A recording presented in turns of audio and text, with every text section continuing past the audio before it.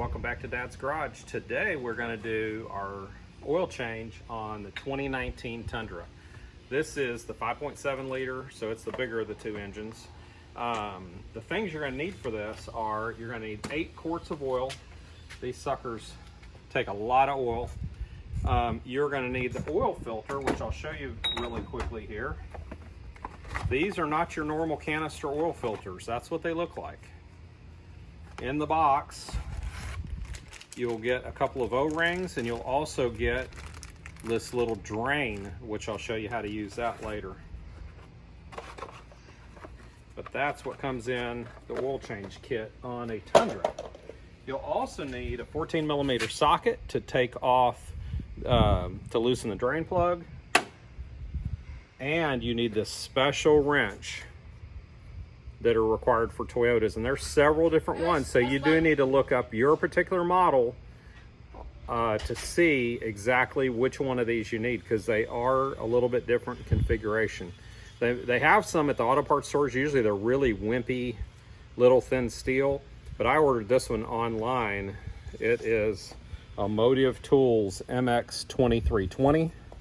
It's a nice heavy-duty cast part, so I feel a little more confident with this, but we'll show you how to do all this during this oil change. As always, I like to try to tell everybody how to get the best deal they can on everything that they need for these oil changes. So the oil filters you can pick up at any auto parts store. They're around $7 to $10. I usually buy the Toyota brand, but I couldn't get a Toyota brand in time for this video, so I had to go with the Bosch, which also makes a pretty good filter. The best deal you're going to find on the oil, it does take 0.20. I like the Mobile one. There's nothing wrong with the other brands particularly, but this 0.20 in the Mobile one, I really like the Mobile one product. I've used it for many, many years. You should use a full synthetic in this truck. Best deal you're going to find on these cases of 6 go on sale at Sam's for about 29 bucks every once in a while. They'll go on sale for 10 bucks off, because they're regular like 39. They'll go on sale for $29. So I usually pick one up every time I see them on sale, and I do see them about every 3 or 4 months. I'll see these on sale for 29. So I usually pick me up a couple of cases, then I can get myself through an oil change. So you're also going to need an oil drain pan, which is already under there. You need to make sure it's big enough to hold all the oil, because this thing again is 8 quarts of oil, which is a lot of oil. In the oil drain pan we have, it will get all the way up to the ridge by the time it's all drained out. So these things are supposed to be changed every 10,000 miles. For me, I hate that. I think that is way too long to wait for an oil change. So I do mine at 5. I want to protect the most expensive piece of equipment in this vehicle. It's right here, so I want to protect that. So I do them at 5,000. In this case, this oil change has only been a little over 3,000 miles, and the reason why it's being done so early is because my wife changed jobs back in January, and she now only drives 4 to 5 miles each direction for work. So she has only put about 3,500 miles on this truck since the end of January. So we're at about 7 months now. Typically, I would recommend to change it by 6 months. So we've gone a little over, and it just happened because the miles were adding up so slow, it didn't really catch my radar. So it's not gonna hurt it being a couple of months over, but if you're over in miles, that's a much bigger deal than the months. But anyway, so we're changing this one at about the 3,500 mile mark. So we've got our oil pan, drain pan under there already. So we're gonna get our socket ready to go counterclockwise, and we're gonna head under here and see. All right, we're here under the truck with our 14mm.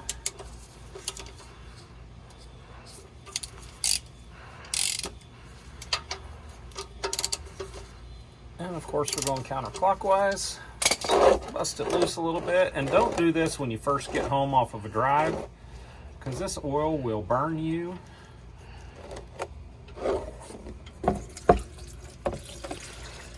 So make sure it's been sitting an hour or two before you try to do this.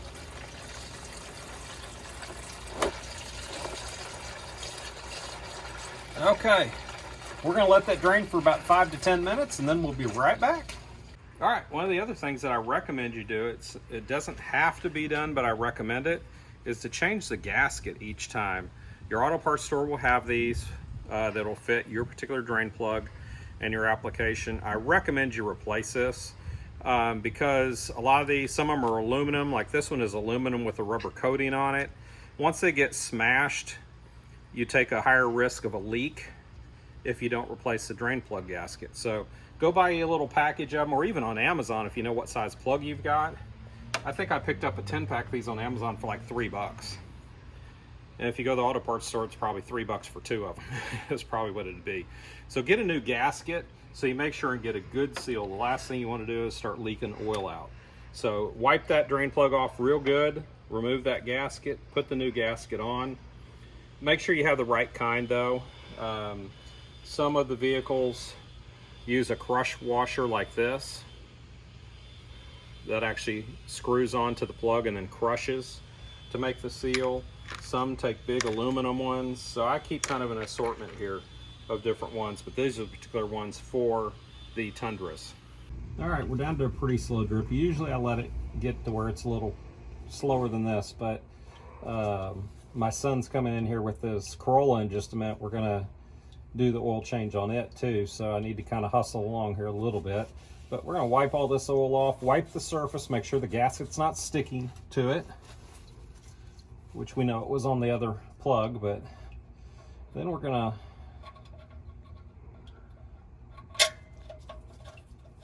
get the plug back in, and we're gonna wipe it off again, get all that oil off. Then we're going to tighten that plug down. This doesn't have to be super duper tight, so don't go crazy with it. You don't want to strip an oil pan out and the likelihood of it leaking pretty slim. Just snug it a little bit. That's plenty tight. All right, that portion's done. Now we're going to go dump this pan so we have room for more oil in it when we take this filter casing off. All right, so the first thing you're going to do on this is the canister that holds your oil filter. So the first thing you're going to do is you're going to stick your ratchet with an extension in this little plug.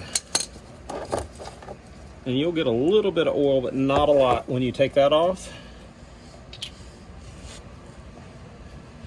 Then, this is a really kind of strange setup here, but next thing you're going to do is that little drain that I showed you in the box.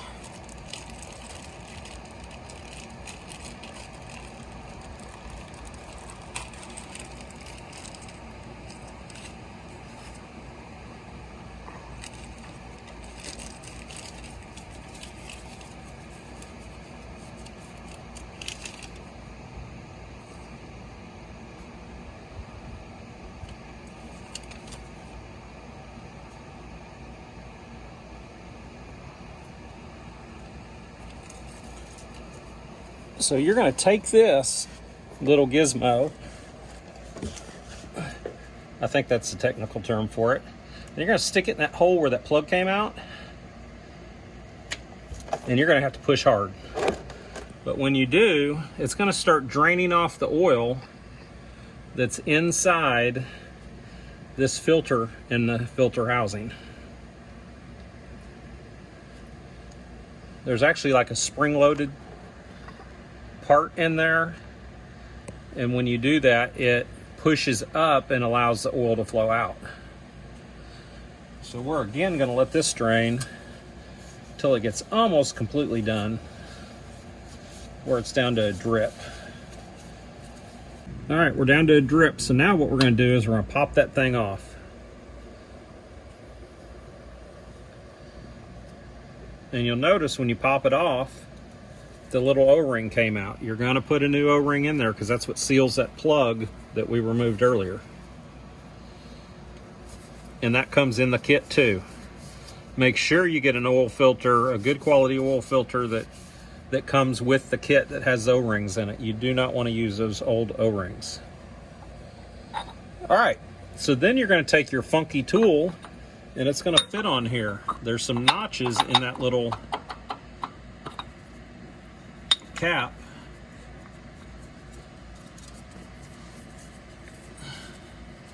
And there's 3 on that side. So we're looking to put this right over there. So it'll fit on there perfectly.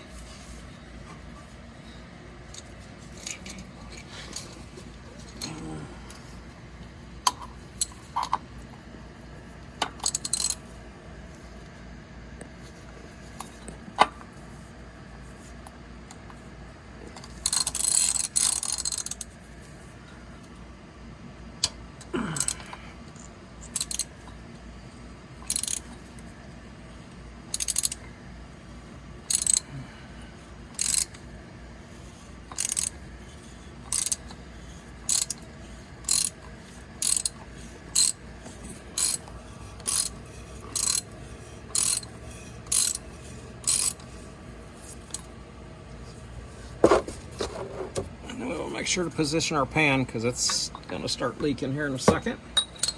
There shouldn't be a ton in there still, but there is some going to come out.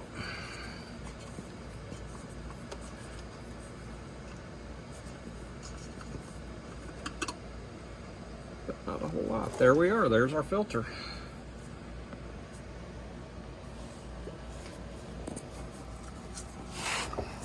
Okay, so we're going to go up top here and we're going to reassemble this, put the new filter in, and O-rings and all that. Yeah, so we're going to put this in here. You see we've got a bunch of old oil filters in here. We like to do this the right way and recycle those, so we take those down to O'Reilly's. They do it for free.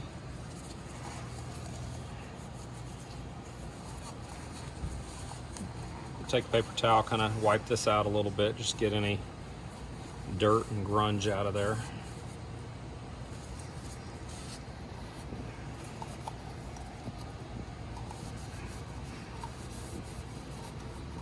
Gonna clean this off real good before we put it back together.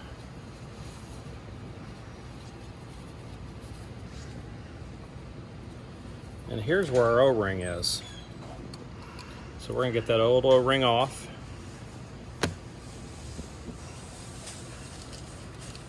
Put our new O-ring on it.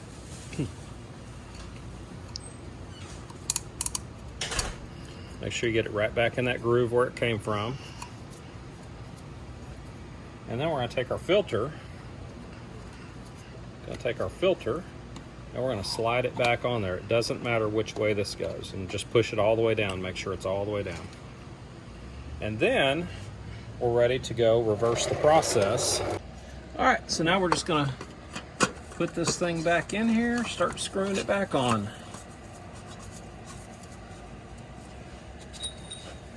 This, just like the drain plug, doesn't have to be super duper tight.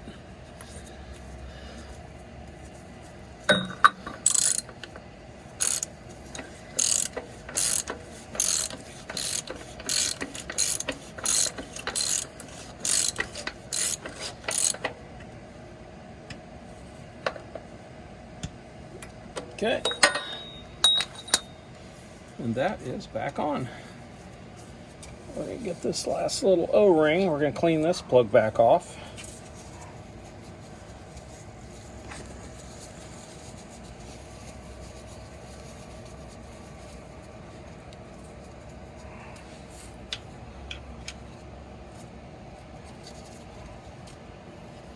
We'll put that O-ring up in there where it belongs.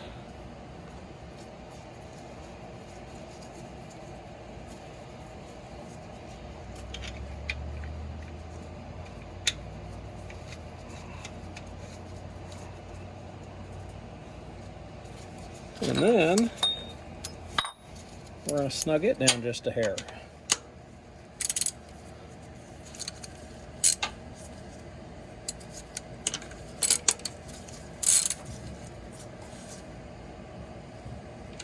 All right, that should be good. Now we're going to make sure and wipe everything off that we might have got oil on. And now we're going to go fill this baby up with some oil. Okay, you got to be a little bit careful on these Tundras when you're filling this, because this opening inside here is really narrow when it goes down inside this tube. And I know my cameraman can't get on it, so let me see if I can get it in there. I don't know if you can see that or not, but it gets really narrow down there. So you got to be careful because the oil will slosh back up and come out. So I like this funnel because it is long and narrow at the end. You can kind of push it down in there just a little bit so that it goes down into the valve cover rather than flushing back across the engine. I've had that happen.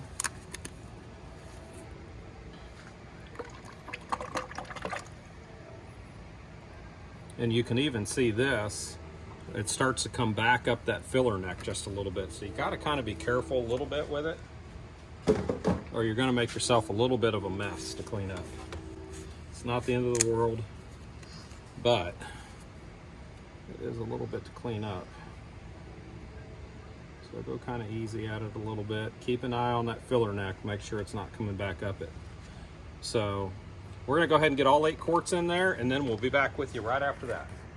All right, make sure you keep your funnels good and clean. Put them in a trash bag or a Ziploc bag. Make sure that they're sealed up real good because you don't want to pour that dirt down into your engine. All right, last thing we got to do is just put our oil cap back on.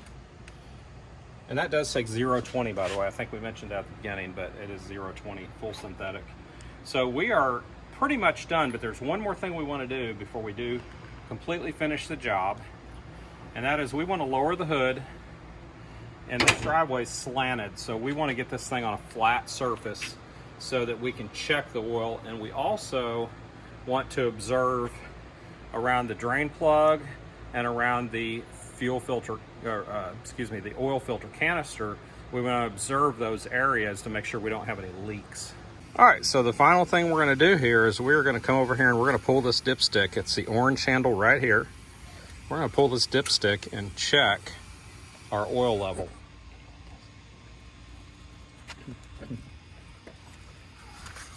We'll pull this thing out with a rag. First thing we're going to do is we're going to wipe it off. And what we're looking for is these 2 dots right here. This is the low mark. This is your full mark. So we want to see that that oil's close to that mark.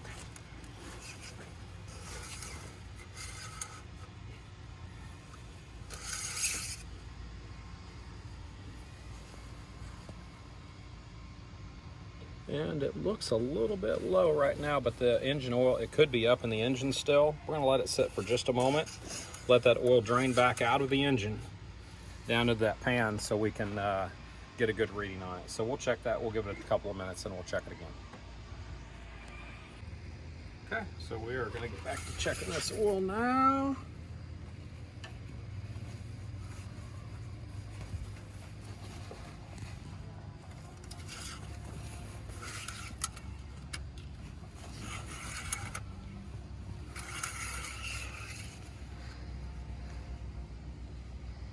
And we are just about halfway in between, so that's about a half quart. That's pretty good. I'm going to go ahead and put about a half quart in it just to make sure it's filled up. And one other thing we want to do while we're here is we want to check underneath the vehicle, because we want to look on the ground and around the areas that we did our change, because we want to make sure that we haven't leaked any oil anywhere from our drain plug or from our oil filter housing. And we look good and clean there, so that's good. So for the next couple of days, you are going to want to check under the vehicle, make sure nothing did leak, make sure there's no drops of oil anywhere, make sure you're not losing any oil. All right, so I'm going to go get another half quart and finish this thing off. All right, so the very last thing we need to do after the oil change is we need to reset the maintenance on this. So if you have the newer version that has the Uconnect system in it, you're going to go to Apps, you're going to arrow over, hit Maintenance, you're going to hit Engine Oil, and we're going to hit Reset. Would you like to update the maintenance item oil change? Yes.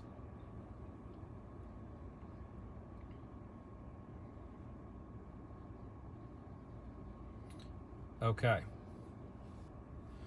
If you don't want to be reminded on a certain date, don't do this. You can just leave this blank and just go by miles. The oil, I don't do the oil filter one, so because when I do the change oil, I do the oil and the filter, so that makes no sense. So anyway, that's all you do to this. And we are complete with the oil change.